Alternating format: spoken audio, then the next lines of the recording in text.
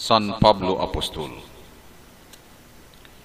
Ang kultura ni Pablo Griego, apan ang iyang pagkalungsuranon Romano. Isip usa ka Romanhon, ang Jerusalem mao'y sentro sa iyang kinaadman o wala siya mamansahi sa filosofiyang pagano. Dito siya magtuon sa Jerusalem ubo sa bantugang teologo si Gamaliel. Dunay mga tunghaan sa iyang natawhang dapit sa Tarsus. Apan dito siya magtuon sa Jerusalem tungod sa kabantog nini. Og aron usab sa tinguha paglig-on sa iyang kahibalo og kinaadman. Siya sakop sa pundok nga gitawag og Pariseo og matinud-anon kaayo siya sa iyang Judaismo nga tinuuhan. Sa Hudiya niadtong mga adlaw may nakita siya ng mga heretiko sa tinuuhan. May mga tao nga nagpalakat o mga huhungihong sa mga kabalayan. Ang gipanaghisgutan mao nga ang Misaya miabot na kuno apan gipatay. Labaw sa tanan nga kuno siya gipatay sa kamatayon, ang kamatayon sa krus apan nabanhaw. Naglagot kayo si Saulo niini. Gilutos niya ang mga Sanhedrin, kay dili siya makadawat nining tinuntong pagtulunan nga gipakaylap. Iyang gipakigkitaan ang labawang pari, nangayo siyang sulat autoridad alang sa mga sinaguga sa Damascus. Ang lalaki kung babay nga iyang masugatan sa dalan, nga nagpalakat nining huhungi-hunga, taralo niya, dalhon sa Jerusalem nga ginapos. Anana ang autoridad ni Saulo sa pagpatay sa mga Kristohanon. Mahimo na niyang paghayap ni adto mibulag sa Judaismo og misagop ni ining bag-o nga tinuuhan nga gitudlo sa giingong Misaya nga gipatay og nabanhaw. Og sa paagi ni Saulo, ang pangalan nga giingon og Jesus nahanaw na gayud og dili na gayud mabati sa katawhan og sa tibok Palestina. Kay alang kang Saulo walay lihok nga makaapas pa kaniya. Wala madugay, mibiya si Saulo padulong sa Damascus.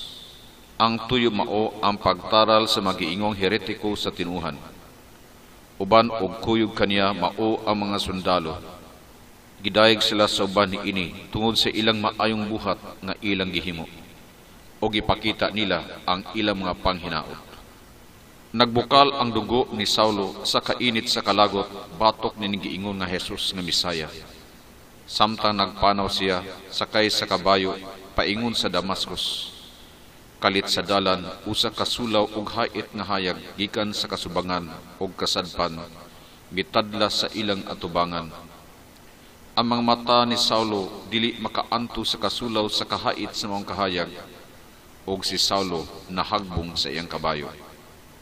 Gidali siya sa iyang mga sundalo, apan misibog sila sa diha nga si Saulo mibangon sa iyang mga tuhod. Og si Saulo nakadungog og tingog nga miingon, Saulo, Saulo, nganong gilutos mo ako? Napalupog si Saulo pagbalik sa yuta sa iyang pagkadungog sa mga tingog. Wala siya mahimo. Ang iyang mga mata nahilurat, ug ang kasulaw sa kahayag sa taliwala niini nakapabuta sa iyang mga mata. Mikurog siya, ug iyang ipangutana ang maong tingog, kinsa ka man, Ginoo? Ug mitubag ang tingog nagkanayon, oo, ako si Kristo ang imong gilutos. Natip-an si Saulo, dili na siya makaduha-duha nini. Kinsa man daay kining Kristo nga iyang gilutos? Ginudi ay gayud kining mitubag kaniya. Mao nga wala siya makatingog ni makapangutana pag-usab. Nalupog siya sa dalan sa hilom. Nakaila siya ni Kristo, ang Kristo nga gipanaghisgutan niadtong pagtulunan nga gitawag niya og heretiko. Og siya si Kristo iyang kaaway. Apan wala si Saulo makakita ni ini sa persona. Apan karon din hininingdalan misulti si Kristo kaniya sa dili masayop nga timailhan og timaan nga ang gilutos niya Ginoo di ay. Si Saulo makinadmanon, nininggutloa na sabtanday niya ang libganon nga misteryo nga di ay sa matag usa ka lalaki ni sa babae nga iyang gigapos sa kadina, di ay gikadinahan usab niya si Kristo. Ang hitabo sa dalan sa Damascus, nakapusgay ni Saulo. Ang tanan siyang pagkasiya, nahugmak o nahunlak. Ang iyang pagkabuta, nakapapalong sa tanan niyang ambisyon sa kalibutanong kabantog. Ang iyang kaisog, gahom, kusog, napusgay. Nagkarap-karap siya samtang nagpabilin nga naglupog sa yuta og sa abog. Ang tanan niyang mga damgo sa kabantog daw aso nga nahanaw sa paghuros sa hangin. Hangtod nga ang gugma sa Dios bibuagas ngadto ni Saulo sa kahimtang din wala nay mahimo. Nabuntog ni Saulo diha dayon ang iyang higanting garbo. Nagpaubos siya ug dayon nagkanayon siya, Ginoo, unsa may akong buhaton? Og mitubag si Kristo, gimanduan siya. Bakod og lakaw ngadto sa syudad, og didto ikaw sultihan ra unya unsay imong pagabuhaton. Nagyukog si Saulo nga naglakaw. Giguyod na siya. Sama na gid siya sa usa ka buta nga limusan. Didto siya dalha sa usa ka panimalay ni Judas sa Damascus. Gibiyaan siya didto sa iyang mga kaubanan nga sundalo isip usa ka buta. Wala nay mahimo. Tulo ka adlaw didto, wala say kaon-kaon ni inom-inom og tubig. Og sa ikatulo ka adlaw, usa ka tawo giganlag Ananias, miduaw kaniya og mingon, Saulo, akong igsuon, gipadala ako ni Kristo kinsa nagpakita kanimo didto sa dalan, aron ikaw mamaayos sa imong pagkabuta og mapuno sa Espiritu Santo. Nini nga higayon, gibunyagan si Saulo ni Ananias. Ang mga murag himbi sa isda nga mitapot sa mga mata ni Saulo, nangahusla o nangataktak, diha-diha dayon nakakita si Saulo. Nakaila ka ba di ay ni Kristo? Wala day ako niya pasagdi? Matod ni Saulo ngadto kang Ananias. Medyo tubag ni Ananias kang Saulo. Ang Diyos nagpakita kanako, nagpadayon si Ananias so sa kapanan-aon. Gipadiyag niya kanako nga ikaw, Saulo, iyang gitawag. Isip iyang apostol taliwala sa mga hintil o sa mga anak sa Israel. Gitawag ikaw niya sa pag-anto sa daghang alantuson, tungod og alang kaniya, kay diha kaniya ikaw ang sulgoon og sundalo nga iyang pinili.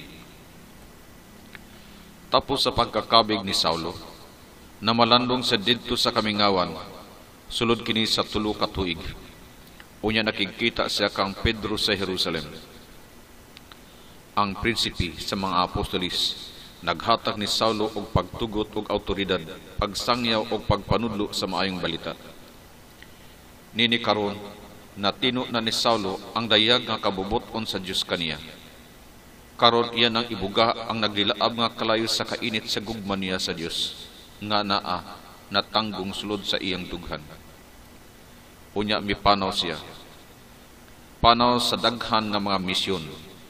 Apan sa makadyot, mipuyo una siya sa hamubong panahon sa natawhan niyang lungsod sa Tarsus o usab sa mga Kristohanon sa Antioquia. Si Pablo daw bagyo urakanis na nagpakaylap sa maayong balita sa tungang silangan. Kadtong Kristo nga gilansang sa krus, namatay og nabanhaw, giwala niya ngadto sa mga hintil sa Corinto, Episo, Galicia, Macedonia og sa naglainlaing dapit sakop sa imperyo sa Roma. Ang mga pulong iyang giwali daw lipak, ang pulong nga iyang gisulat daw kalayo. Og si Pablo daw manulunda nga nagdalag tambal espirituhanon sa mga hintil. Siya maoy nahimong bantayog sa pundok Kristohanon sa tanang panahon, dili lang didto sa tunga-tungang silangan, kung dili sa tibok kalibutang Kristohano. Sa iyang panahon, ang mga batan-on sa pagtuo iyang giatiman o gipangga. Gisultan niya sila sa kanunay, gitudluan sa naglain-laing pagtulunan sa pagtuong Kristohano. Kini mga sulata karon atong gitawag og mga epistola ni San Pablo. Ang atong pagbasa nining daghang mga sulat, gipahimangno ni San Pablo makahatag kini kanato matag adlaw sa pagdilaab sa kalayo sa pagtuo. Sama sa dilaab nga nakapaulbo kang San Pablo sa iyang kanhing kinabuhi. Ang dilaab nga makapahimo natong matuod nga sumusunod ni Kristo. Si Pablo, bisan siya tinawag sa Diyos, apan may kalisdanan, kapakyasan, kapaitan ang iyang natilawan. Gisalindot siya, gipakaulawan siya, giluto siya, gibalhog siya sa atob, kanunay siyang namiligros sa kamatayon. Sa Jerusalem, gisikop siya, o gipadala siya sa Roma isip usa ka binilanggo. Didto gitaral siya ug gibalhog usab sa atob sa dugayng panahon. Duha ka tuig ang iyang pagpaabot sa bista siyang kaso, og tuwa siya sulod sa atob. Inay mag-uul, hinuon malipayon. Unya miabot ang mga adlaw, si Emperador Nero naglusad na usab og kampanya batok sa mga Kristohano. Ang tanang leader ni ini gilutos o gipamatay, og si Pedro o Pablo gipatay. Gidala si Pablo gawas sa siyudad 3 milyas ang gilayon ni ini. Ang iyang mga ngabil nagkutib-kutib sa mga pag-ampo, samtang nagpadulong siya sa dapit din adto siya Patya. Natapos ang lumba nga gisalmutan ni Pablo. Ang iyang kamatayon mao ang iyang kadaugan, o kini dili lang kay iyang kadaugan, kung dili kadaugan sa tanang Kristohano. Pinaagi kaniya ang atong pagtunalig-on diha kang Kristo, kay ang korona nakabot gayud niya, og makabot usab kini sa tanan nga mosunod ni Kristo sama kaniya.